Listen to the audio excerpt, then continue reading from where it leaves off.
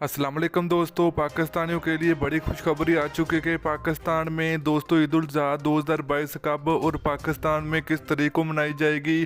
तो इस वीडियो के अंदर आपको मुकम्मल तफसील आप लोगों को मिलेगी कि कमेटी हलाल ने पाकिस्तान में ईद उल ज़ुहा 2022 का ऐलान कर दिया और तारीख भी जारी हो चुकी है। तो वही आपके साथ शेयर करेंगे इस वीडियो के अंदर, तो आप लोगों ने लाजमी वीडियो को एंड तक देखना होगा।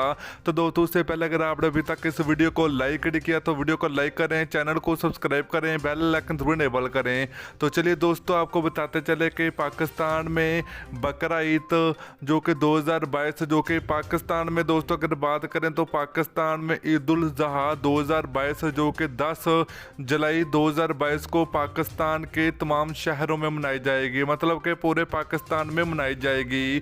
तो दोस्तों कमेटी ने जो कि ये बहुत बड़ा ऐलान कर दिया कि पाकिस्तान में ईद उल ज़ुहा जो कि 10 जुलाई को पूरे पाकिस्तान में जोश और जज्बे के साथ मनाई जाएगी। तो वीडियो अच्छी लगी है तो वीडियो को लाइक और शेयर करें।